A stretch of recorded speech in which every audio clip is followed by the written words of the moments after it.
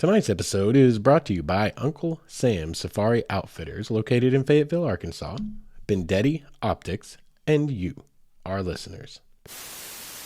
The romantic side of me would love to believe that I caught a glimpse of something that had happened in lifetimes previous, perhaps centuries before. That's the romantic side of me. And it was a really special moment. Now, the truth, honestly, is more likely that some hippie who had been camped upstream dropped some acid and was just out looking for the next exit to Shambhala.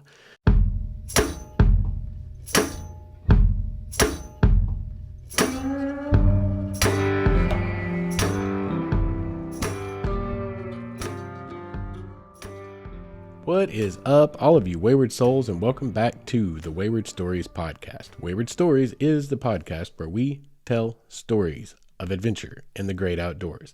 We tell stories of experiences and self-discovery. We essentially share our wanderings and our wonderings. This is what it's all about, sharing the experiences we have with one another, because I ultimately believe, deep down in my core, that is one of the biggest key and simple to do components of making this world just a little bit of a better place. Because the more we understand about each other, the more empathetic we can be, the more we can broaden our minds, the better we can become as a whole. And that's kind of like the whole point is we live on one tiny little ecosystem. If you think of the earth as a entire ecosystem in the giant cosmos, as we are finding out in the last 30, 40, 50 years, how giant it really is, especially here in the last little while with all of the new telescopes. I say new telescopes, all of them. The one that, the James Webb that just went up, and what Hubble has done for us for the last couple of decades.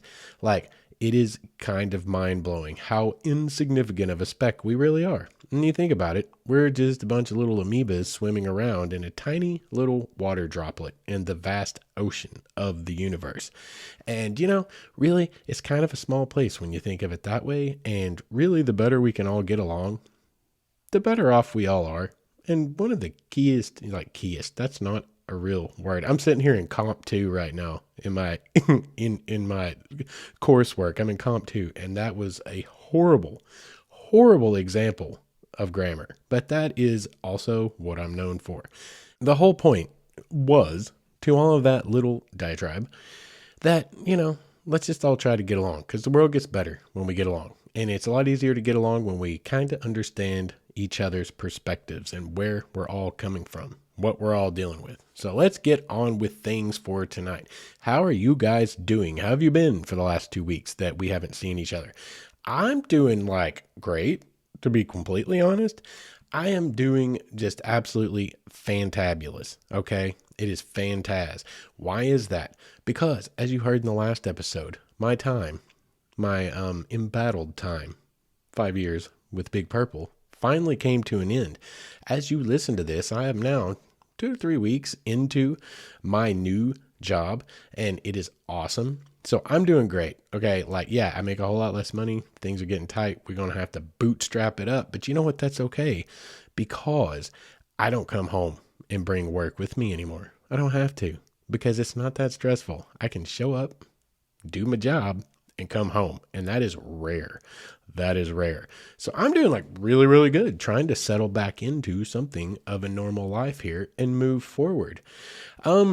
One short update before we get on into tonight's episode, on the sleeping bag update. We discussed this previous to, I believe, the Big Purple episode. We were talking about our gear solutions. Yeah. What was that episode title? Does not matter. But we were talking about gear solutions, and I was talking about I was in the throes of trying to find the right new sleeping bag for me. Something that was something of a compromise of weight and size and technicality, but also, budget constraints. And I think I found that in a Marmot sleeping bag, or Marmot, Marmo, Marmy, Marmar, Mar. It's the one that starts with a Mar and has a cute little marmot dude on their logo. So it was them. And I found one, a 20-degree sleeping bag, which should be more than enough here in Arkansas. If you have any reasonable amount of skill and logic when you go out in the wilderness, a little bit of knowledge that you have gained. Like 20 bags, 20 degrees is totally workable. You know, you take out your thermals, you go out prepared. Maybe perhaps if you're doing the hammock camping like I like to do, you take out a hammock blanket that you throw across the bottom to help add a layer of insulation for the areas where you get your kind of pressure points, and it gets a lot colder in those areas because you don't have that cushion of air. But anyway, got a really, what I'm feeling like is a really great sleeping bag. I don't have to get back to you guys on how well it really works, but I paid an absolutely reasonable price for it. 20-degree bag, and it packs up super small, and it is super light. And I mean, it's like 1/5 the weight of my old sleeping bag system, my old modular sleep system that I talked about in some of those episodes. It seems at the moment to be a killer decision, and I just wanted to give you guys an update on that. And I also picked it up in Fayetteville at Uncle Sam's Safari Outfitters, and I just wanted to throw out a little shout out to them because they're a really great place to get some gear. We got some awesome places here in Arkansas to get gear. You got Pack Rat. You have you have Uncle Sam's Safari Outfitters. You have the Woodsman down here in Fort Smith, and there's many others. And as I've mentioned before, I like to get stuff locally in as much as I can. If it is available and it is reasonable, I prefer to spend my money locally with especially Arkansas owned or locally owned business people. Like, that's good for the economy. It's good for small business. It's good for a lot of things. So I try to do that. And I ended up finding the one that I wanted at Uncle Sam's Safari Outfitters. And I just wanted to say, like, they've always been good to me over the years. Like, I kind of like try to spread my purchases out amongst all of the local different things as they're available. And I ended up with them this time, but they've always been good to me throughout the years. And they also, I wanted to throw this out there for any of you Arkansans that live out and about, any of you who might be in search and rescue or law enforcement or EMS, anyone who's a first responder, they give a discount, first responder discount, which is great. And I wanted to point that out and give them kudos for doing that. They have a new store manager there now, as I found out and spent some time talking with them a couple of weekends ago. And on top of that, and perhaps more importantly, they have a new store puppy dog. Okay. And that's kind of like a thing that's always been a thing for them. They've been around 40 years this year, as a matter of fact. I was just looking into that. And she was telling me that that's always kind of been a thing there. They've always had a store dog, which I can attest to, because years and years back when I would go there was always a dog around, but I never thought of it as like a thing. Well, I guess they kind of treat it like a thing, and they've got a new store pupper who they are trying to train and get comfortable with everyone and just do its dog, being really super cute and drawing in business because it's super fluffy and you want to pet it. And so far, so good. I had a good time petting that puppy dog and talking with the new store manager. So you guys go in, give them a shot, check them out. Like, go take advantage of the discount if you do happen to be a first responder of some kind. And yeah, just support your local business, no matter who it is. Pack Rat, Uncle Sam's, the Woodsman, and Ozark Mountain Trading Company, those and any of the others. Just get out there and support your local businesses. So anyway, moving on from that, guys, by the way, this is in my notes. It's in my outline. Got it in my overview. Got to point it out. I am now populating TikTok with videos. I am now TikToking with all of you youngsters. Okay. I am TikToking, and it's probably pretty laughable, but if nothing else, that could provide some entertainment value to you. So at Wayward Stories, go over to TikTok. If you have a TikTok, and let's be honest, who doesn't? My cat's 14 years old. He's older than I am in cat years, and he has a TikTok. So let's just be real here. You do have a TikTok. Go over there and support us. Go over and check out some of our videos. Share them. Like, I'm having fun making them. Whether you enjoy them or not, I sure as heck enjoy them. And you know what? That's what I'm finding out as I am becoming an old person. I care a whole lot less about how much you care about what I do, and I care a whole lot more about how much I care about what I do. And anyway, so I'm enjoying it. But if nothing else, perhaps you will get some entertainment value out of it. Go over there and follow me, please, and like things, because all of those little things on every little social media platform, all of the things actually help us. They actually help us to become more visible, to gain new listeners, and we are growing and doing it grassroots with no budget, to put onto billboards and things. Oh man, I've got an idea for a great billboard. What I don't have is, $10,000. So anyway, we have to do it grassroots. This is just called hustling, y'all, and I'm hustling as hard as I can on top of going to work and going to school. So y'all, just talk us up out there. Share all this stuff with people. Go like, subscribe, do all those things. It's super useful. I charge you nothing to listen to me ramble on, which it would probably actually be a crime if I charged you anything for listening to me talk. But regardless of that, if you enjoy me on any level for any reason, just help us out. Just say a word. Just click a like button. Some of that little stuff.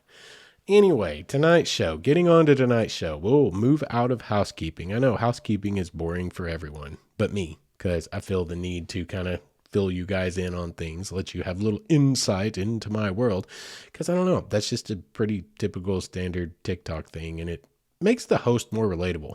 Or not TikTok. My brain's in 400 different places. Podcast thing. It's pretty standard podcast thing. And I've always found it makes the hosts more not approachable. It makes them more relatable. It makes them more real. It makes them more human. And you kind of get to feel like you know them. There's one podcast I've been listening to for 5 years. And in some weird way, they've become some kind of cyber family to me. I've interacted with them a little bit, and they're very interactive, whatever, but it's not like I know them. It's not like we're friendly. I'm just a face in a sea of millions who follow them, but you listen to them over and over and over, and they kind of become friends in a weird way. You get to feel like you reach the point where you feel like you know them.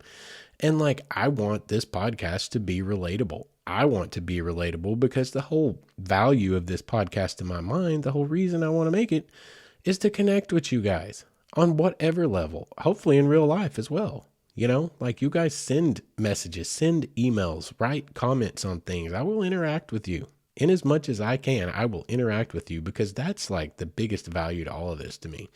But anyway, getting out of the theory of why we make Wayward Stories and why I care, let's get on to what tonight's show is actually about. And we're going to be talking about the Buffalo River.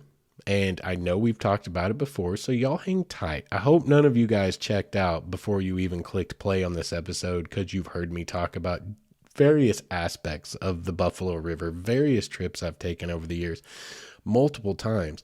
But tonight we're going to take a little bit different approach, okay?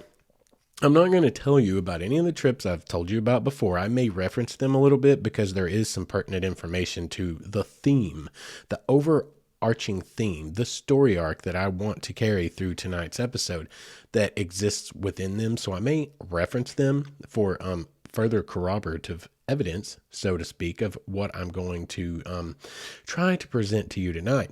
But I'm going to tell you a whole fresh new story that I've been saving up for you guys for quite some time for this specific episode. So why is this episode special? Why is it any different than any of the other ones?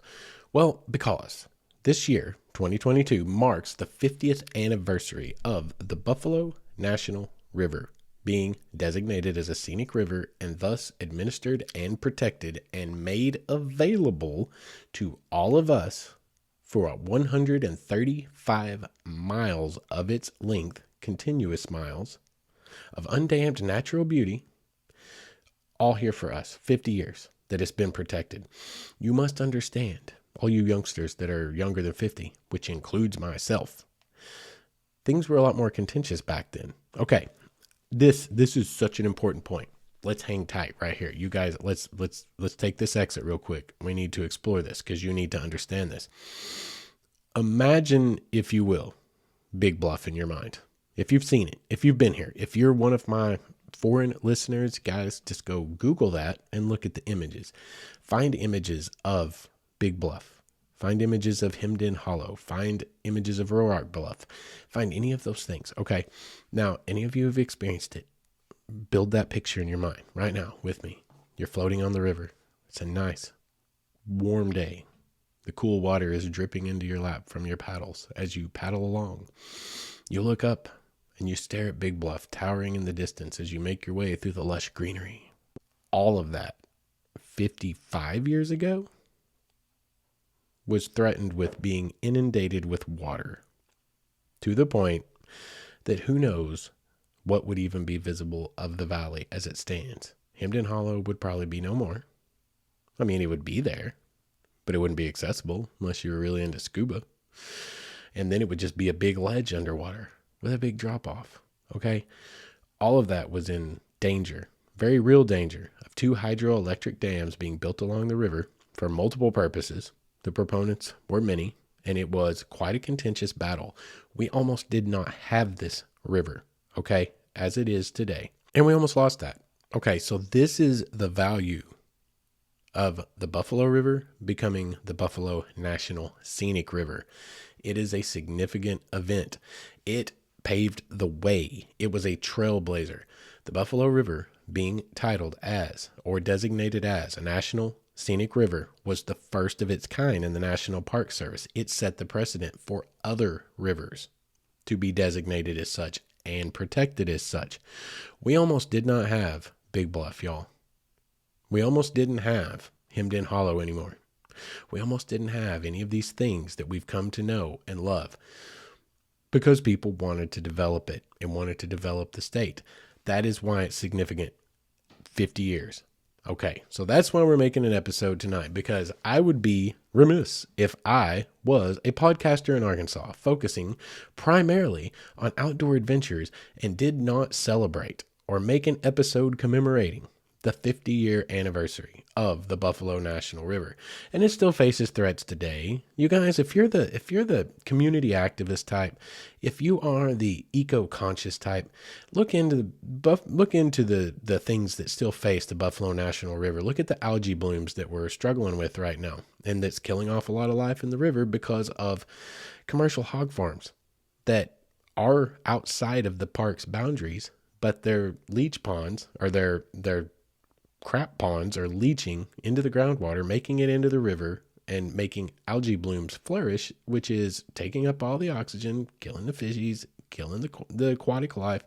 It still faces threats. So if you're the type to like do some community activism, get out there and clean things up, try to make a difference, look into that. It still faces threats, and it would be an absolute travesty. It would be appalling, just as, well, like it was named after Buffalo, right? Buffalo used to roam most of the United States, and they roamed the Buffalo River Valley until around about 1820 or so. And then they became extinct in the area because we extincted them, because it's what we're good at as humans. Okay, it would be a travesty if the river itself started to go the way of the buffalo that are its namesake, if you follow what I'm saying.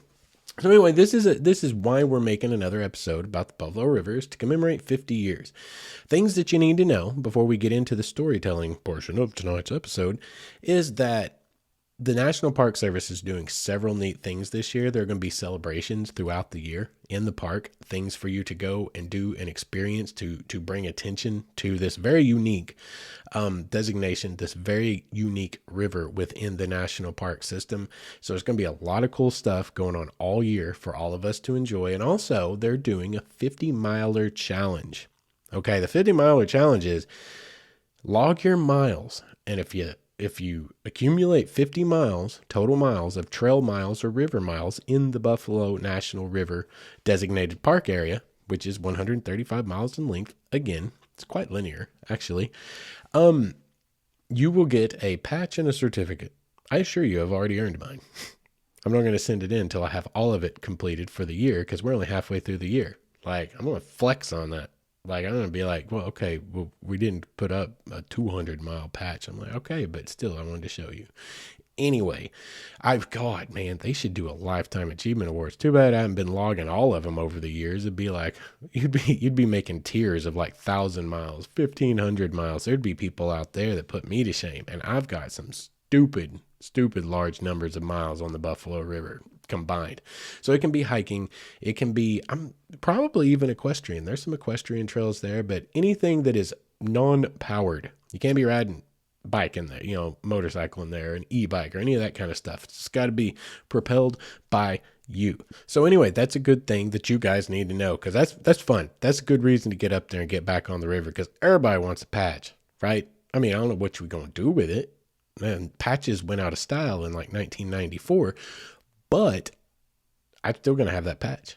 I'll hang it on the wall right here behind me. I don't know. I'm going to do something with it, and I'm sure that you guys would as well. And also to come back around, just to further make the point of how important it is that this freaking national treasure has been protected for the last 50 years and the significance of it. When I was talking about that, and I meant that, picturing Big Bluff, picturing all those things and imagining them not available to us, imagining them lost to history. A good example of that, y'all, give you a real good idea of what it could have been like. Look at Lake Powell. It has been in the news an obscene amount in the last several months. It's down to like 24% of its capacity. And the big news right now is archaeological sites are emerging, and, archaeologists are just scrambling to the area to try to record as much as they can, because it's been 50 or 60 years since this has been inundated and completely underwater, right?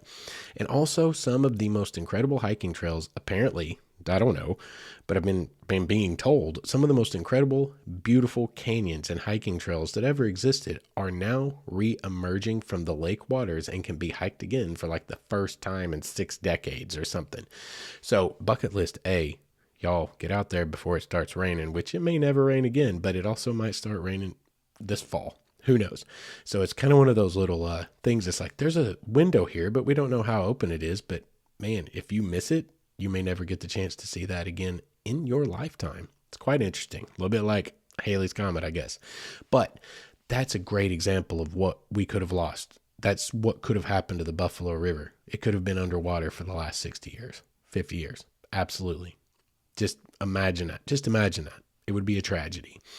Anyway, my approach to tonight's episode is going to differ slightly from the approaches I've taken in the past. I told you about my overnight hike and camp down in Hemden Hollow. I've told you about my overnight hike and camping up on Big Bluff and doing astrophotography from the bluff. I've told you about Eden Falls. I've told you about floating the river itself and a couple of overnight trips. I've told you about a lot of things about the Buffalo River. But tonight I want to focus on something. Okay, the Buffalo River has become very, very popular in the last several years, and especially the last 2 years since COVID kicked off. Like, guys, people have been coming out in droves, and that's great. This is what you want. I mean, it is controversial in a sense because there's really 2 camps, and both of them have good points. A lot of destruction happens when a lot of people come, because you don't necessarily attract all the people who are necessarily eco-conscious, who follow leave no trace principles. It can get pretty ugly, and that's valid points. Those are valid points, but you also on the flip side of that coin, on the obverse of that coin, you want people there because you need public support. You need public dollars being pumped into our national parks, into our state parks, into the, we want people being exposed, I mean, some of these people that aren't necessarily the greatest practitioners bring out children, and children do not have to go the way that their parents go. I'm a fine example of that. A lot of times you see something and it just appalls you, and you're like, I am not going to be that when I grow up. So we want the exposure. We do want people being exposed and going out into our parks, into our wilderness. We want that. But it also brings with it lots of damage, and it's hard to mitigate that damage, especially if the people are not being necessarily super conscientious about what they're doing. So it's kind of a thing. Like, there's a lot of contention, a lot of battles, a lot of debates, a lot of social media warfare goes on over such things. But these are things we want. Overall, I think these are things we want. We just want it to be done a little bit more conscientiously. But overall, hopefully this is a net positive. I'm trying to be, optimistic here, whatever.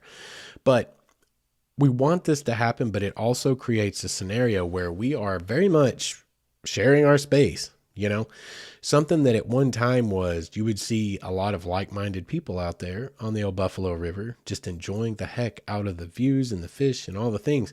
It has become, in the upper portion at the very least, a lot more chaotic at times. There are a lot more people there. I don't know if any of y'all saw on social media, there was a picture that was shared here some time ago, from the Brazos River, I believe, down in Texas. And it was literally like elbow to elbow for the full length of a really long, it appeared to be a very long stretch of river, straight and narrow, shooting straight away. And it was just people on tubes with beers in hand, and it was elbow to elbow. When I say elbow to elbow, I'm not exaggerating really at all. It was easier to pick out people than it was any kind of empty space on the water between the people. It was absolutely disgusting, to be honest. I'm like, wow, that looks like a super great time. That's what's been happening. COVID brought people out. They got sick of being stuck inside. So the Upper Buffalo can get a little crowded now. It was always pretty popular, but now it's like super popular. So I want to talk about my opinion, one man's opinion of the best way to experience the Buffalo River. Okay. The Buffalo River in and of itself to me is one of those absolutely sacred places. Like I've talked about how some of these places just have this feeling, and I've struggled around the words over and over and over again to try to describe them. And I always come back to, it feels ancient. It feels sentient. It almost feels like it has its own memory. And I kind of settled on a sacred space. We talked about it back around Christmas time. Those are some pretty good episodes you should go check out. The Buffalo River is one of those places. When you're beneath Big Bluff, floating in the river, the cool waters of the river, you're surrounded by the wildlife, and you look up the towering Big Bluff at 505 feet, standing proudly. You cannot help but be filled with a sense of like, holy crap, this is beyond amazing. And for many people, it sparks off a feeling of spirituality. For a lot of people, it sparks off just feeling of just the wonder of what nature has done. Buffalo River is one of those places. And I mean, there might be something to it. I talk about that memory of its own. I talk about that feeling ancient. Buffalo River is ancient, y'all. There's a reason that no dinosaur bones have ever been discovered in the Buffalo National River or around it. It's because the rocks there were laid down. The sediments were laid down before dinosaurs roamed the planet. It is absolutely ancient. The only fossils that you will find in the Buffalo National River are of some of the first ferns, river ferns, trees, some of the earliest like arthropods and different kinds of simple life. Okay. It's older than the dinosaurs, y'all. And human occupation goes back an estimated 9,500. No. That'd be 11,500 because it was 9,500 BC is the earliest that we believe there was Native American, indigenous populations around the river. It is ancient. It is sacred.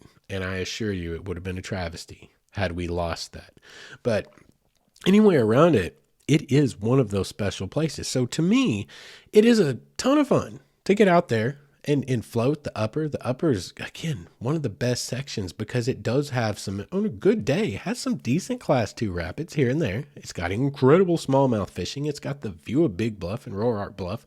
It's got Gray Rock. It's got all of those things. You can hike up to Hemden Hollow like it is. There's a reason it's probably the most popular section of the river. But that also draws lots and lots and lots of people. And you don't really get to spend a whole lot of time with it. And the people that are coming, we've got this thing going where music is apparently necessary to float on the river. Loud music, like that everyone can hear.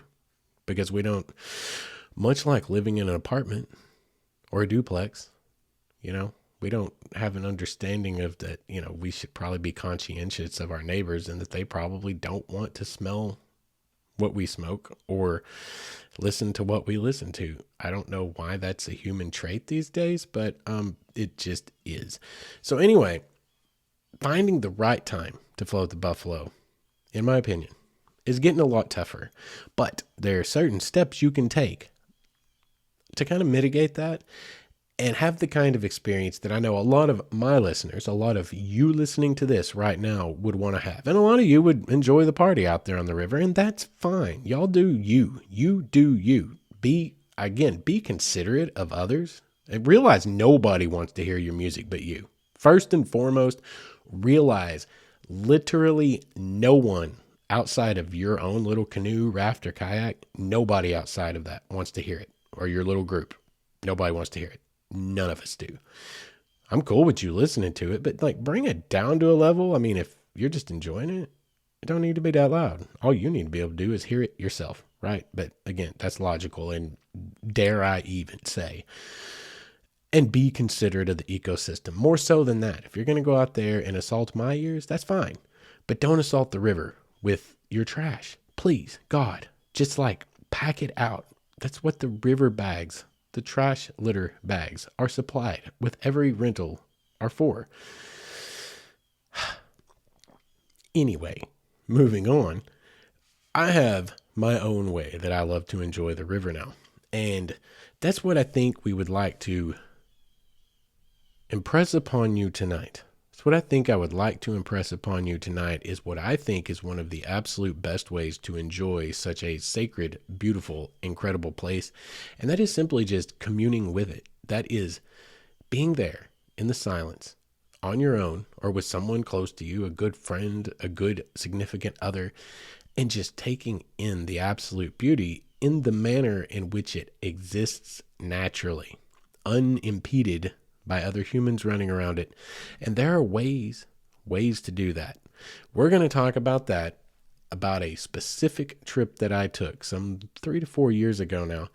And I want to give you a picture of some of the most special times you can have on the Buffalo, I think. And that's going to be the gist of tonight's story, the story that we're going to tell tonight. And we're going to do that now. We've run on pretty close to our half hour, if not a bit over. So we're going to do that after the break. So if you guys will hang around, we will get into the thrust of tonight's story here in a couple of minutes. What is up, all of you Wayward Souls? I want to tell you guys about our newest sponsor, Bendetti Optics, a brand based right here in the good old US of A, Portland, Oregon, to be exact. And I bought my first pair of Bendetti sunglasses about 1.5 years ago and fell in love with them, so much so that I got online and ordered a couple of more pair. And when I did, there was a small shipping snafu, an order fulfillment snafu, and I got on the phone, gave them a call, and guess what? I get a call back from who? One of the big men themselves, right there in Portland, from the top of the chain. Have a great conversation, and we end up starting this great relationship we have. They more than made right the little snafu that occurred, and I am now a huge proponent of them because I can tell you from personal experience they are good people, and they're trying to compete with the big boys out there, coming in at a price point of about $40, but using the exact same frame material, TR90, and the same polarization process as the big guys. As it turns out, something I think we are already probably knew in our hearts, when you buy big name sunglasses, you're buying a big name, not necessarily any more quality than you can get somewhere else, like at Bendetti Optics. They have 29 different styles. They have multiple polarization options for whatever climate you happen to live in. And they back it up with like this lifetime guarantee that if your dog eats your sunglasses, it doesn't matter how you break them, send it back in with a check to cover shipping and handling and you're golden. You got a new pair on the way. These guys are truly trying to do it right. And they have this philosophy that a really good pair of sunglasses should not cost you so much that you are afraid to wear them. And I think all of us outdoorsmen can relate to that. So if you guys, like me, are very practical and like to get more bang for your buck and wear some great looking sunglasses, check out BendettiOptics.com. That's Bendetti optics.com, or you can go over to Instagram /Bendetti Optics. And that I highly suggest, whether you buy a pair or not, just to check out the cutest pupper you'll ever see modeling sunglasses. Once again, that's BendettiOptics.com, and make sure and let them know Wayward Stories sent you. And welcome back. Thank you guys for sticking around throughout the break. All right, so let's get on with tonight's story. Enough just talking about the overview, talking about the different specifics, the general things about the Buffalo River, and some of the, honestly, very contentious stuff. Like, I try to keep it lighthearted, and obviously I have my opinions. You just heard a couple of them. But, like, I try to keep it lighthearted, but there's some very contentious stuff about, shared use of spaces. And that's kind of at the heart of tonight's story is, it's fun to party with people. It's fun to go down the river with your friends. It's fun. But it also is kind of like sitting through a movie, but scrolling your Facebook while you watch it. You don't remember half of it. Okay? You don't remember half the movie. Your attention is divided. That's why I think the best way, one man's opinion, again, to really experience the natural wonder, the absolute beauty, and the natural, ecosystem that it exists within, all the things that make the Buffalo River so special. The best way to experience them, in my opinion, is to do so either alone or with a very, very small group of friends. And I know I wince as I say that, alone, because again, we've talked about in episodes many times over, as a search and rescue guy, I mean, that's against what I'm supposed to say. We're not supposed to encourage people to do things alone. However, I also know that there are not many other ways for some of us forever. I had no choice, y'all. I didn't have anyone that wanted to go hike with me. I didn't have no one that wanted to go float the river with me or paddle or fish. That all goes back to the stories we've talked about in the first 20 episodes of this podcast. And there are people that just don't have anyone that will do the things they love to do. So I'm still a proponent of get out and go do it. Be responsible. Consider the people that have to come save you if you mess it up. Be responsible. Educate yourself. Train yourself. Do it properly. Do it right. Take the proper stuff out there. But as a search and rescue guy, we're not supposed to. We're just not supposed to, really encourage that, because it's dangerous. It is dangerous. And a place like the Buffalo River is truly a wilderness, y'all, that still exists in the modern day. Especially since it's been protected. It is absolutely a wilderness, and it's filled with wild hogs. They're a non-native species. They're invasive, but they just are what they are, unfortunately, and they will mess you up. Okay. The river can mess you up at any time, even when it's low and looks placid. It's not necessarily not beneath the surface. There are all kinds of things, freak storms pop up, lightning happens. There's a lot of stuff, and being alone absolutely increases your odds of, sustaining damage or worse. So I'm not supposed to say that, but I also know that you're going to, and I know that I have and still do. I'm not going to stay home if I don't have someone to go with me. I'm just asking you guys, do it responsibly. Okay. And for tonight's episode, it's kind of a key component of one of the best ways to experience the buffalo, just to me. Okay. So, or with just a couple of people who, some of your soul tribe, some of your people that get it like you get it. Most often when you go in big groups, you're not like most of the other people, and most of the other people are not like each other. Everyone's different. People like ourselves who love to get out for the sake of being there and experience it are rarer. We are much more rare. I assure you, I've learned this lesson for 30 freaking years, over 20, really, adult life. Most people, I'm not like most people, and most people are not like me. And the things I'm interested in do not interest most other people. And a lot of you listening to me are just like me, birds of a feather. You guys have found me, and here we are. We're those people. We are our soul tribe, so to speak, but much rarer to find out in the real world, out in the wild, as it were.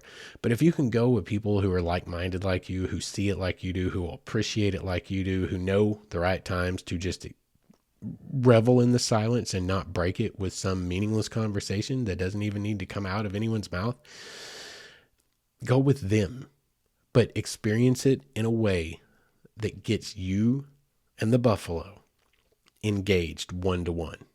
That, in my opinion, is one of the very best ways to truly experience this sacred place, because it is this ancient sacred place. So tonight I'm going to talk about a trip that I took a few years ago, and I'm going to kind of go through it and just elucidate the ideas. I'm going to build a narrative here, or tell you a story. I don't have to build the narrative. It's already been built. I did it. So I'm going to tell you this story. I'm going to speak out this narrative into your consciousness and just step back tonight, man. I hope you're sitting in your easy chair at home, just enjoying the episode and listening to me expound and just babble on and on and on. Just, I'm a rambler about this beautiful place, and let yourself picture it. If you can, let yourself picture it. If you are driving, do not close your eyes and imagine it. That would be counterproductive to your long-term health.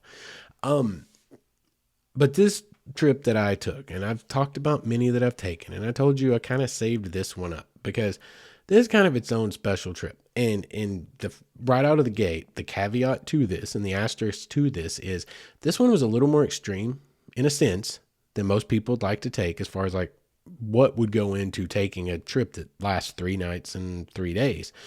Because there are a lot less creature comforts that you're going to pack along with you. It's going to be tougher for some people and not as enjoyable. So don't think of it as like, don't just immediately tune out like, oh crap, well, that was a big old trip. And if I can't do it like that, I don't want to do it like that, because that's not even going to be fun. You don't have to do it like that. Just enjoy the story and imagine the idea that I am trying to illustrate to you about how to get in touch with the Buffalo River to really connect to it.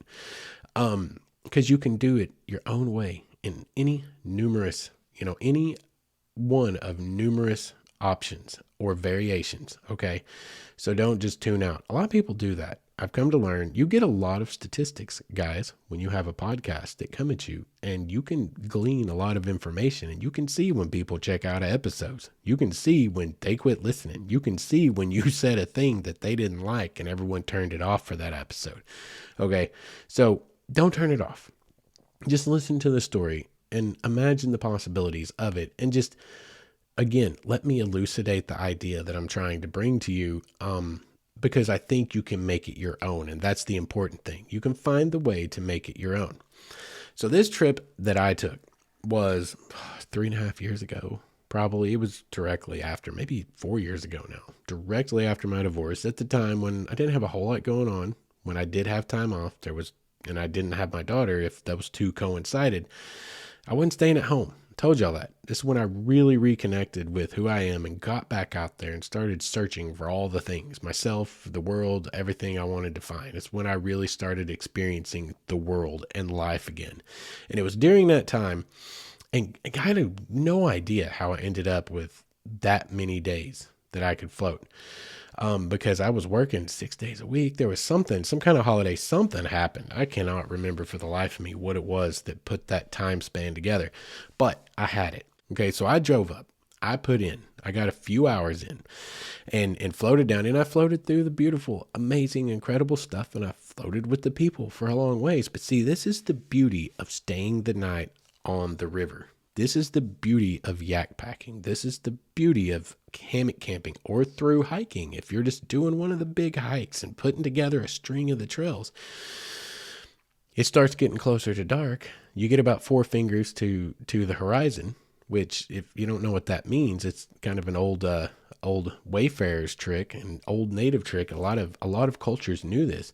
If you extend your arm fully towards the sun and you put your 4 fingers out beneath it, each finger is 15 minutes to the horizon. So if you have all 4 fingers to the horizon, you have really, almost exactly 1 hour.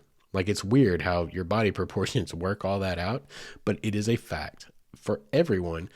Full arm length extension, the width of each finger is 15 minutes. And about the time you get to 4 fingers to the horizon, an hour before the sun actually sets off the horizon, then you still get another 30, 40 minutes of civil twilight, right? Everyone starts to disappear. They start falling out at the takeouts that are predetermined for them. They're starting to get out where their outfitters are picking them up, and slowly but surely the people disappear from alongside you. And suddenly you find yourself alone and you realize how quiet it is. Imagine, if you will, those stretches of the buffalo that you always float when nobody else is on them. Imagine it with only you, gliding silently, noiselessly through the current, downstream, beneath the trees, along the bluffs, next to the rock outcroppings, looking at the little snakies hanging out on their logs and the turtles plopping off of the logs as you glide by. Probably gonna see deer standing there drinking water. Imagine this in just utter silence. And you get on to, and like in my first night, I gave myself not as much time because I got kind of a late start, but I gave myself to 2 fingers to the horizon, about half an hour. And I found a place that looked good. When I was at 3 fingers, 45 minutes, I started looking, now I need to start finding a good place to put up for the night. And it's hard to find a good, safe place, up off of the river level. We learned that lesson. Hopefully we've all learned that lesson the hard way. It's been I just saw recently, it's only a few days ago, was the 12-year anniversary of the Albert Pike campground, the big flood, the tragedy. A lot of people lost their life. A lot of children lost their life in that. Water came up 24 plus feet in like 3 hours in literally the middle of the night, like 1 to 3 a.m. or something like that. Is a brutal situation. I was not in search and rescue at that time, but everyone remembers that story in this state because it was big news. It was a tragedy. And since being in search and rescue, I've come to know lots of people who were on that recovery and the rescue. There were still people that were rescued, but the majority of it was a recovery. And it will scar you. And those people are scarred. And they talk about it very sparingly and in hushed tones. But I've talked about it with some people. I've come to know some that were on it. So understand, guys, you cannot mitigate waking up underwater. Okay? Don't sleep on the riverbank. And I've done it. I talked about in the yak packing episode when I camped literally at the confluence of the upper Buffalo, or the Buffalo and the Little Buffalo. Y'all, that's even more dangerous than anywhere. I had 2 rivers that could rise on me. I did that before I understood, before I knew better. Okay? So it's okay to be wrong and do things that you shouldn't do sometimes. But once you learn better, change your habits. So anyway, I had to put that in. Okay. Like, that's the search and rescue guy in me. My PSA: don't camp on the river bank. That actually happened on the Buffalo River recently, y'all. And no one died, thank goodness. But there was a lot of canoes lost, a lot of personal equipment lost. The river came up in the night with people that were camping and had their stuff on the river's edge. Y'all, just a couple of feet rise, everything's going down river, whether you're with it or not. So just be wise. Be wise. Consider your own family, your own friends, and also consider the people that have to come try to save you if something goes wrong. Just be wise and find a good spot above, off of the river edge into the trees a little bit with some distance between you and the river. Find you a good spot, a good overlook. Think about it. It's even better. You can camp on the river and look at it right next to you, or you can camp just above it, looking directly down on it with a little bit of a bird's eye view. I'm talking like 30 feet away, y'all, 10 feet higher than the river level or something. I'm not talking about up a mountain. Looking down over the river as the sun finally sets, building your camp as the sun sets, is a beautiful experience, especially if you're there in the quiet and alone, or just with a couple of people, again, that are kind of like you and like-minded like you, that know how to listen and experience and see and keep their words, I don't want to say to a minimum. Like, I'm not saying go out there and do a silent float. Like, you're going to talk, but there are moments that happen that you just realize this is a special moment. Look at that sunset. Look at those clouds. Listen to all of the animals that are starting to erupt in a chorus. And it's those moments where you need to know to keep your mouth shut and just let the moment happen. There's plenty of time to talk after. You know what I mean? So anyway, I found myself a good spot. This Comp 2 thing is going to turn me into my own grammar Nazi. I've got to be careful because I talk how I talk. Okay. I spec how I spec. I like my lingity. Okay. It's just part of who I am. And to be really honest with you, it's actually quite proper for how slang it is, because that's just how I was trained in writing. But yeah, now I'm going to keep correcting myself. That'll get annoying. I'm going to apologize beforehand and also try to catch it before I do it. Okay. We're just going to try to fix that. But anyway, I found myself a really good camping spot and put up for the night and, hung up my hammock and just listened to the symphony of the forest animals as they sang me to sleep. And on that first night, I went to sleep fast, y'all. There was not a lot of sitting around, and giving deep thought or anything like that. I got in that hammock because I was exhausted. I'd worked a whole dang day, even though it was an early day. Drove 2.5 hours, got myself on the river and then paddled. I was exhausted, but that's also one of the beautiful things about sleeping down in the valley like that. Cool summer breeze will rock you to sleep in a hammock. Okay. If you're doing it the hammock way, you can be rocked to sleep by the hand of Mother Nature herself, looking up at the stars and listening to the river ripple below you. It's also a good idea to look for maybe a little set of rapids close to where you're going to make camp, because that's a nice sound to go to sleep to, and just drift off to sleep. I mean, you will go out like a freaking rock in no time. Now, This is where it's going to start, and I'm really going to start trying to elucidate the idea here. Really start to paint the picture for you of what it gets like when you're on the river for a day or two. And the important part of this, when I said I think my opinion, again, my opinion of the best way to enjoy something like the Buffalo River, truly, truly appreciate it, is to get out there by yourself or get away from the crowds. Okay, that's the biggest component here. It's not necessarily the time component, though there is a bit of that, and I'm going to talk about it in just a minute. It's not necessarily the time component. It's the space component, the distance from others. And the later you were out somewhere, the earlier you were there to start, the further you go away from the most popular places, the less people you will continue to encounter. And that's where you can really get those quiet moments. So it's really about the getting away from people, not the amount of time that you're out overnight or whatever. It's really about the getting away. You could start much lower down river below the most popular places and just do one overnight and have a somewhat similar experience. So there are options for this, okay? It's about the distancing yourself from the larger crowds and the larger groups and really getting down to just you and Mother Nature, you and the buffalo herself.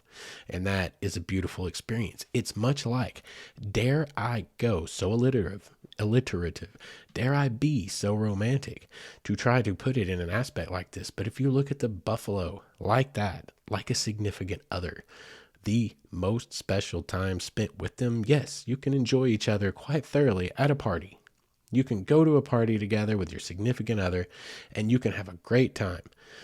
But the best times are the quiet times, the intimate times, where it's just you and they, and you are experiencing something in life together in an intimate setting, something you and only you two share alone in that moment. That's what the buffalo can be like. Okay, that's what anywhere in nature can be like. But the buffalo is absolutely one of those places, and our very own, right here in Arkansas. It's our very own. It can be that place. And the best moments are the quiet moments where you are just experiencing the buffalo doing what it does in its natural environment, regardless of you. Does not care that you're there and just does what it does. And you sit back and you close your mouth and you open your eyes and you open your ears and you experience it.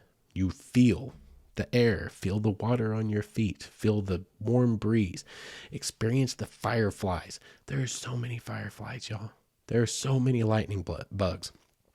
These are the times where you get to see what's so special about the buffalo, because the bluffs are always there and always beautiful. They're always there and always beautiful, and they're big and they're impressive and they stand out and you can see them. They tower above the floating rave party. Okay. You can see it that way. But if you were there in a way where you get to see it when the rave party is gone and it's completely quiet and it is its natural setting and the frogs and the crickets have all come back to life and the locusts have come out and all of the noises start to erupt around you, and this is what it was like in 9500 BC, 11,500 years ago when the first indigenous peoples were there, or 300 years ago when the first settlers started to come into the valley, or back when Schoolcraft himself went through the valley and wrote all of the things he wrote about it. That's special. That is different. That is completely different than seeing it surrounded by crowds and mobs of people and lots of music. So much music from every boat, right? I mean, what are you listening to? You have no idea. Your ears are taking all of it. I've got rave over here. I got trance over here. I got country multiple places around me.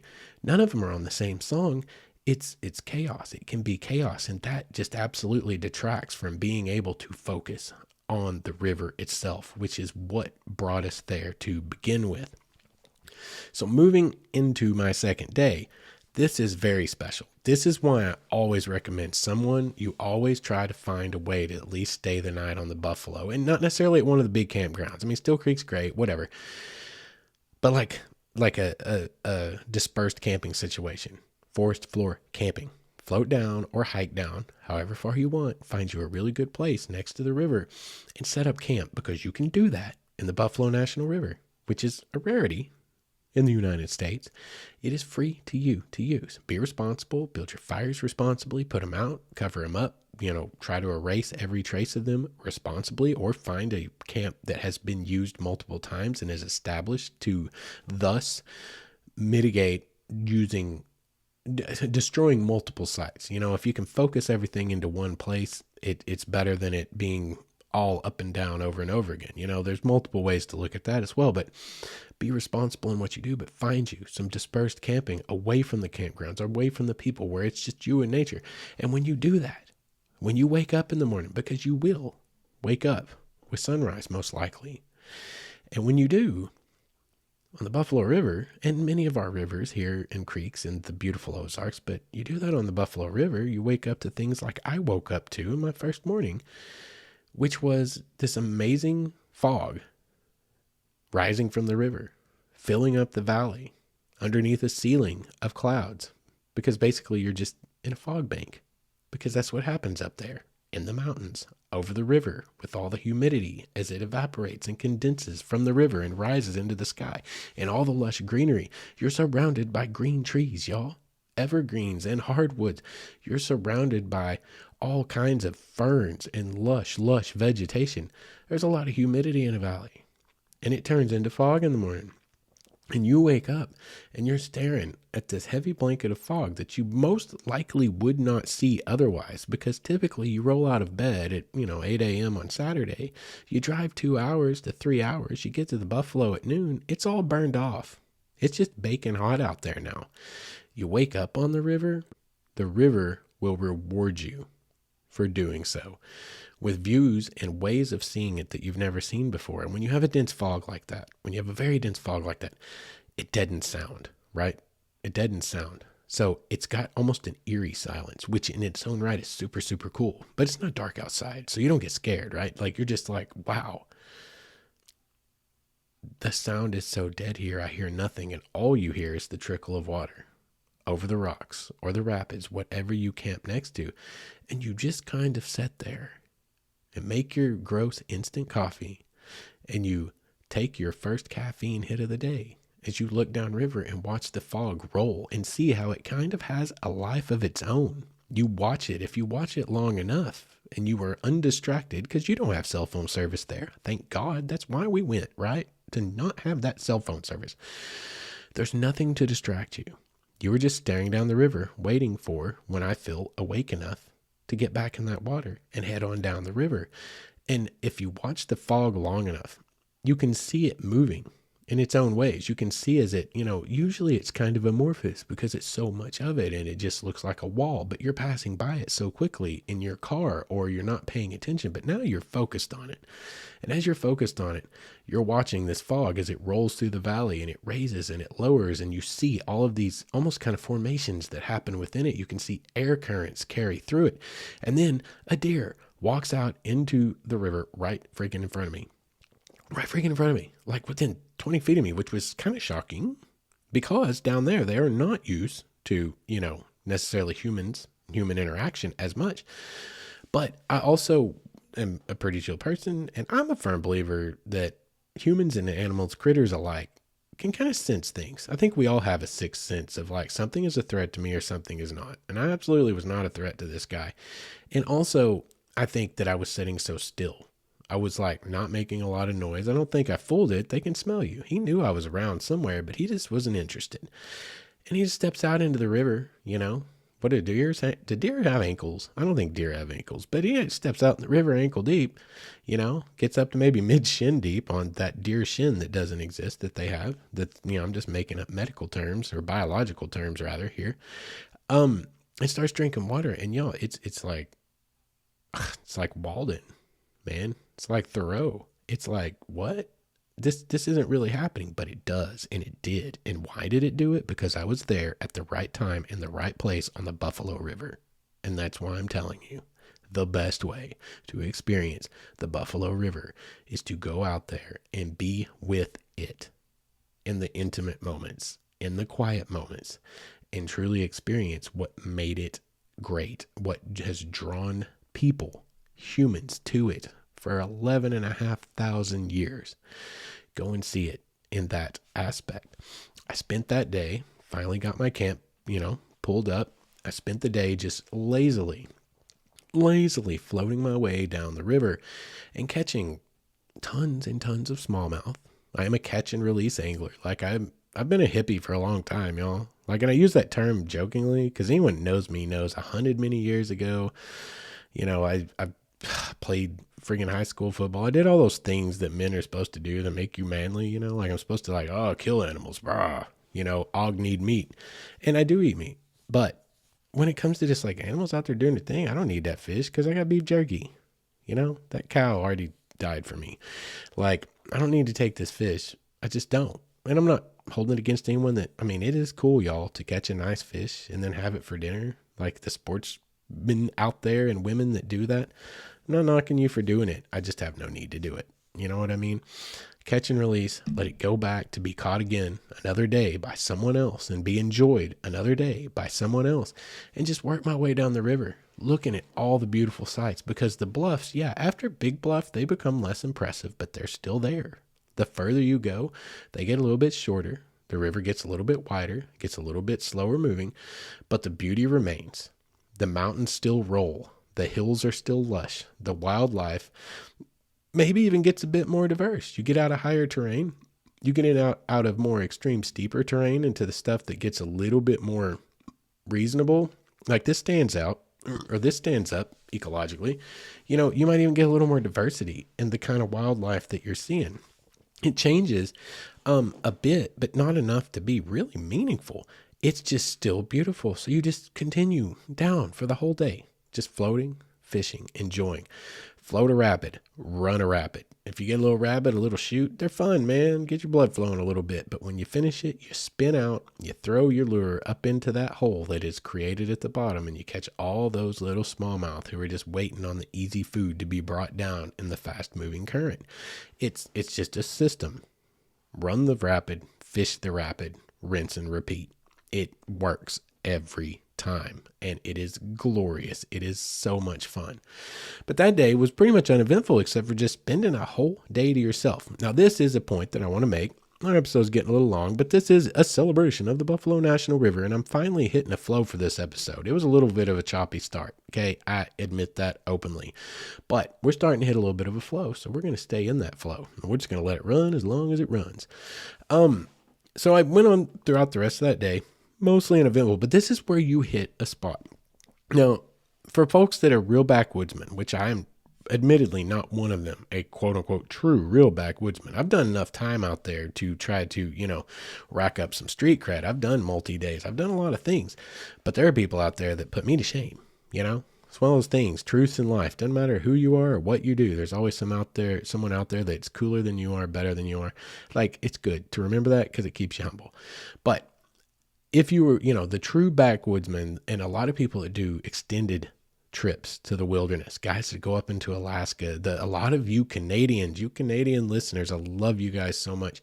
A lot of you guys up there, man, you guys literally travel you walk in the shadow, in the path that was laid before you by the voyageurs. Like you guys going out there for 2-week freaking paddle trips and canoes. Like, you have my respect. You have my respect to no end, the things you do. Absolutely amazing. Camper Christina. Y'all, if you've never heard of Camper Christina, go to YouTube and check her out. She is so cool. Like, and again, she's out there doing it on her own, which the search and rescue guy in me screams out, don't encourage it. But she is more than capable. She is well trained. She is one of those people. Just mitigate and prepare yourself. And she is awesome. And she's up there doing it in the Canadian wilderness, man. Like, it's wild. So there's always someone out there that is more of the backwoods badass than you are. But my point is not that. My point is this: anyone who spends extended amounts of time out there, talk about river time, or they talk about lake time, or they talk about backcountry time. It takes on numerous different words, but they talk about when your body starts to reset to its natural biological clock. We talk about the circadian rhythm. You've heard about the circadian rhythm, when it comes to sleep. Well, that plays. That's effective. That's accurate. Not effective. That's accurate about our bodies. Our bodies do have internal clocks, and they are set on essentially like the way life has been until the invention of the light bulb 100 years ago, 150 years ago, whatever. Whenever we got the first lights and say in mass where people could actually use them, they were around before they were, hugely available to the public at large. But we functioned during the daylight hours. That's when we farmed. That's when we hunted. That's when we gathered. That's when we got our sustenance to time immemorial, to the very first people. That's when, because you can see and it's much safer. Okay. It's easier to kill something if you can see it. You can eat it after you can't see and it gets dark, right? You can eat around a campfire, but you can't carry a campfire around with you and like illuminate a deer in the distance that you're chunking a spear at. It's hard to cultivate a field by campfire light, from 250, 300 feet away. So you work during the day, you rested during the night. Our bodies biologically know this and remember this. It is a part of our genetics. And when you go out on the river and your phone's been turned off, the general idea is about 3 days. That's what's generally accepted. Now, I've, in my experience, found it can be as easy as little as 1 day when it starts to set back, maybe 2 nights. So that second night, you might really start to notice it. But it's y'all, this is what's kind of special about this. When you can hit that point that you basically convert back to river time, to backcountry time. Time changes. Time literally, like not literally, time in a very real way changes. Your brain slows down. You purge a lot of the crap that you carry around in your brain all the stinking time. You purge it. It goes away. You don't do it on purpose. It just happens. Now, I try to consciously do that, but it just goes away. And you suddenly are just enjoying. You are living in the moment, which most philosophies, most religions, most theologies, most like cultures worldwide have a very revered idea of the present moment. Okay, that's what really matters, is living in the present, because the future is just a figment of our imagination. No matter how likely it might be, it's just a might. We just don't imagine it. Tomorrow's not promised. Everything in the past is just a memory. Literally, just another part of your imagination. It's something that's already happened. The only reality is right freaking now, this moment. When you hit backcountry time, when you hit river time, you are suddenly living in that present moment. You realize that all you're doing is you're not worried about what happens when you have to go back to work in 2 days. And you're not worried about what happened at work a week ago. It just doesn't matter anymore. What matters is look at that and wow, experience this. Just having that moment is what truly, truly matters when you finally reach river time. And that's one of the other beautiful things about spending time with the buffalo in a little bit of an extended stay, however you chose to approach it, whether you go out there and you do it on a kayak, whether you do it on your feet, whether you do it by horseback, however you choose to approach it, when you can hit river time, that's when you suddenly have clarity of thought. And y'all, you can have some real epiphanies about your life when you hit those moments where everything is silent in your head and you can actually hear your own thoughts. Now, hear that again, what I just said. It is so quiet out there when you go far enough and get far enough away from the groups and the people, and you spend enough time away from your technology and out there on the river. And it can be as little, in my opinion, in my experience, as 24 hours before you hit that point. When you hit that point, you suddenly can hear yourself think. We do not get to hear ourselves think anymore. We are constantly bombarded by our own choosing, and a lot of it not, but most of it by our own choosing, by information, TV, TikTok, all of the things, all of the people, our kids, our everything. We're constantly, our bosses, coworkers, we're constantly bombarded with information, and we do not have time or enough silence to be able to hear ourselves think. And when you hit river time, when you get out on in a place like the Buffalo National River, you can hear yourself think, and you would be amazed at how much clearer your perspectives on your own life and the world around you become when you have the silence and the peace of mind, the clarity to be able to really think about it. That in and of itself is the absolute value one of the biggest absolute values, rather, of getting out there on river time. It's an amazing experience. If you've never experienced it, read up a little bit about it. Take what I've said, listen, think about it for yourself, read up on it. People talk about it here and there. You'll hear about it. You'll see some things about it, and try to set up a situation where you might get to experience it, because literally you can find yourself just doing that. If you can get enough days together, you can find yourself just doing that. A lot of people do. It's what a lot of van lifers are doing out there. That's what a lot of hippies did back in the 60s and the 70s. There's real value in it. And you can still be a normal human that has a job and, lives a real life. When you take a vacation, if you get one, try to work some river time in, where you can hit river time and backcountry time. That is one of the most significant things. And I love it because everything slows down. Like, for example, I get into camp that night, found me another absolutely great camp on a little bit of like a dirt bluff overlooking the river. It's just absolutely gorgeous. I get my campfire together, and I love to be methodical. I love to purposely slow myself down as well, but you also just feel it. Like, you just slow down a notch, because you don't have to go a million miles an hour anymore, right?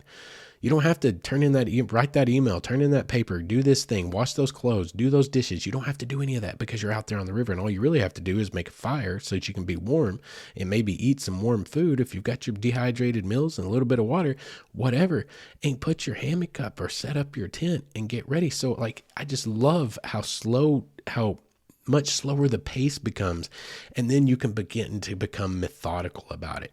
Then it's I enjoy putting up my hammock. And I'll even add the extra rain fly. I'll add the rain fly, but leave it off. But I'll tie it up. I'll put the stay line across the top, the guy line. I'll get it nice and tight. I'll set out the stakes. I'll stake out the rain fly, and then pull the rain fly back so I can still look at the stars. But I do it just in case it might rain.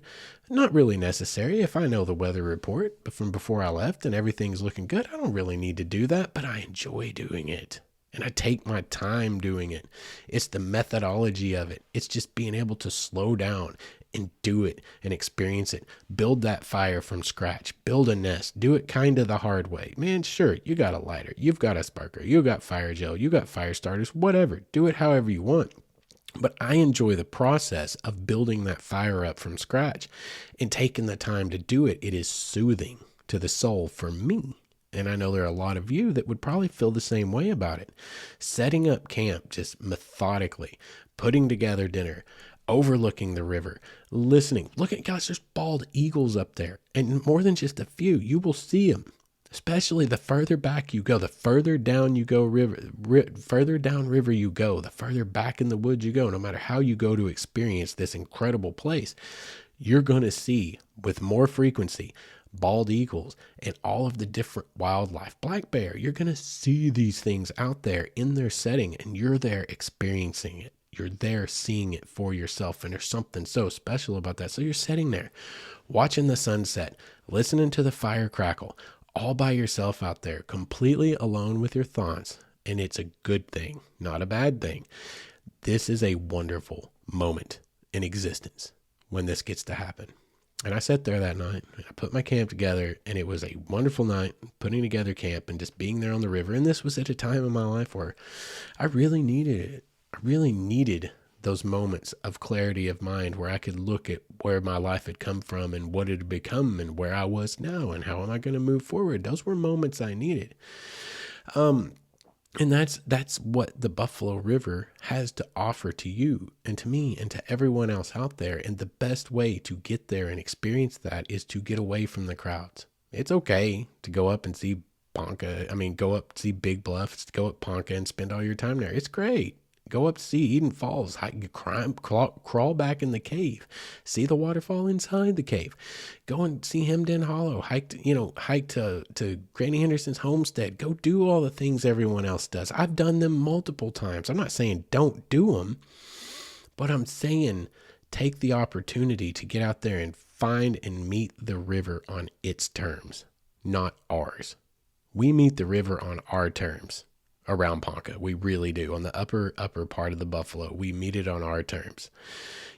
Easier hikes, easier access to food and water and drinks and all the great things that make life livable. but it also takes something away from it. And the further you can go down, the deeper you can go back, the more special and intimate the connection with the river itself becomes. And I think that's the value of it. And it happens. It happened. A lot of people do this, and I want to encourage you to. Like I ran into a deal that night, and this was kind of cool. There's the romantic side of me. And, I'm really probably going to wrap up with this story. We've pushed out past an hour and 15 minutes now, maybe an hour and 20. I'll probably start wrapping up with this story because the rest of the trip is this, but more of this. But what I wanted was simply to be able to illustrate and try to bring to life to you what it can be like on that river when you meet the river on its terms, when you share the intimate moments at twilight with the river and not with 100 other people in a campground having a party. That has its own place, but so does this. And this, in my opinion, is the way to truly experience the river, because this is how the river exists in its natural state. But I'm going to probably start wrapping it up with this story. And this was from that night, second night out there on the river. I had already hit river time. I was already moving in slow motion. And as I wrapped up dinner, it got later in the night. The fire burned low, and I got in the hammock and was just rocking and listening and truly, really kind of just appreciating in that moment what I was seeing. The moon had risen over the valley. It was reflecting off of the river itself below me. I was looking at the moon. I was looking at the stars around it. I was listening to the frogs and the locusts and the crickets and the cicadas, whatever all was out there singing. They erupt. That's one of those moments, y'all. Right as we really start to hit the end of civil twilight, somewhere right in that last probably 10 minutes to 15 minutes before you get complete dark, where you just have that nice, beautiful leftover red and purple glow in the sky, perhaps. Red, purples, pinks.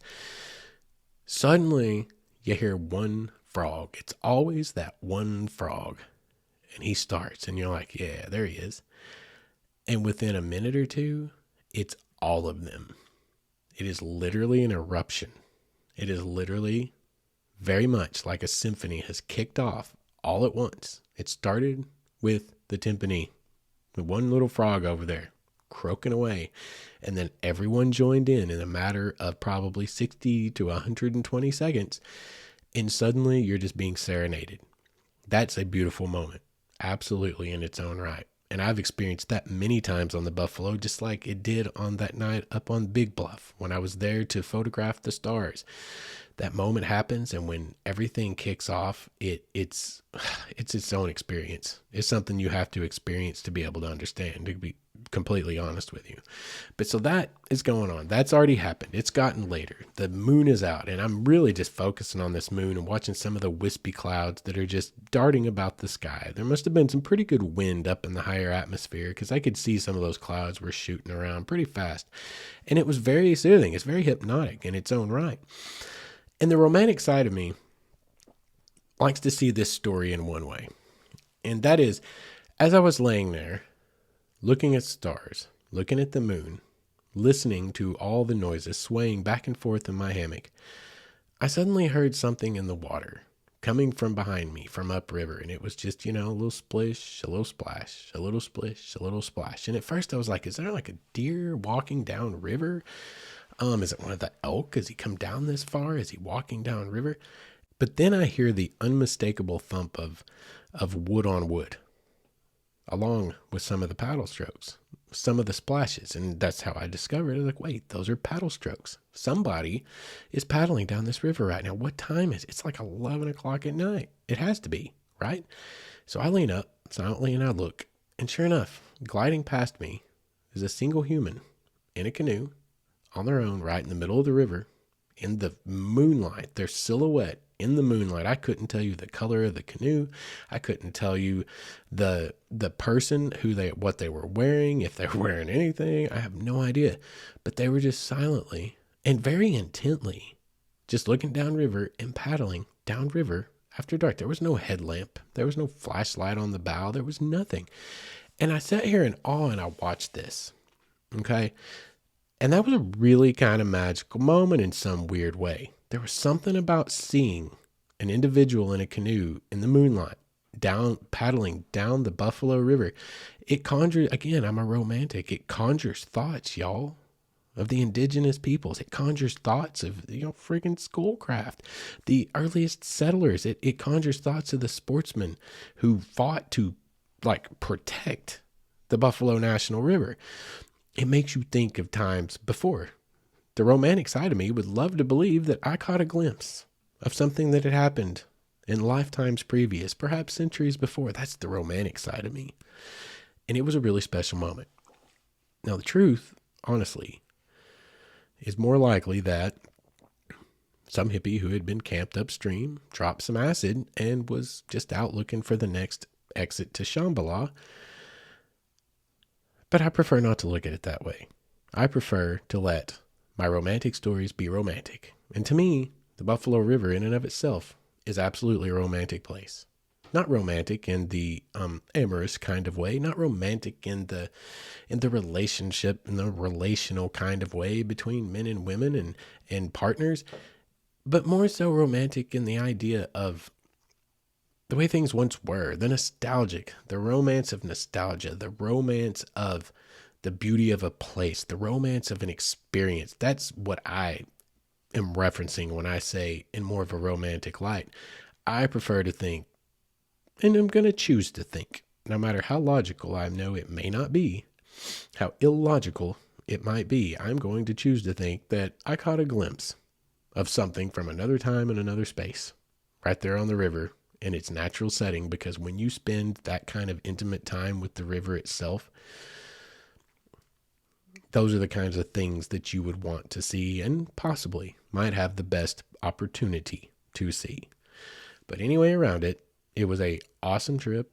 I slept that night and had some weird dreams. To be completely honest with you, it may have had something to do with seeing a lone paddler in the middle of the night making his way downriver for no apparent reason whatsoever. Had some weird dreams that night, but had a great sleep. Woke up, had another great day, and had a great time on that entire trip. Made it down to my takeout, caught my shuttle back to my car, and came back to reality. And, that part can be a little bit harsh. No one ever wants to come back off of river time, but alas, we must. It's just how it is. But I just wanted to share this experience with you guys tonight because the Buffalo deserves to be celebrated for its 50th anniversary, for its 50th birthday, however you want to look at it. It deserves to be celebrated because it's a wonderful, absolutely wonderful place. And we're celebrating a triumph of eco-consciousness over industrialism and capitalism. And I'm for capitalism. Again, no emails. I'm for it, but it can run amok. And y'all, I assure you, if the Buffalo River was lost beneath 300 feet of water of some lake that was just basically providing a place for people to drive ski boats and provide hydroelectric power, it would be an absolute tragedy to humankind at large because it's one of those special places. In my mind, it literally resides alongside Yosemite and Yellowstone, a Grand Canyon, Joshua Tree. It belongs there. It absolutely earned and deserves its place alongside those kinds of names and places. It would be a tragedy if industrialism had triumphed. So I think it deserved to be celebrated, and that was the best story that I could think of all my years and my experiences on the Buffalo River to truly illustrate what I think makes the Buffalo River so special and the best way to get the chance to experience it in the way that will allow you to see how special it really is. So anyway, I believe we're going to let that wrap us up for tonight. We ran very, very long, so I'm not going to spend any time really trying to dial this down. We're going to cut right on out of here. Thank you guys for listening. Thanks for watching. If you're here on YouTube, go over to waywardstories.com. If you'd like to get in touch and tell us some of your own stories, go over to waywardstories.com, or you can do it through mywayWordStory@gmail.com. Don't forget to like and subscribe, and word of mouth is important. Tell your friends. Just try to help us get out there, guys. It's the only payment that I ask for. And we'll wrap it up with that. I really enjoyed making tonight's episode for you guys, and I'm looking really forward to the next one. I got another cool story coming in 2 weeks for you guys. I can't wait to record it. But until we meet 2 weeks from now, you guys get out there. Go get up to the river. Start working on that 50-mile challenge if you haven't already. Get up there and try to experience it in the best way.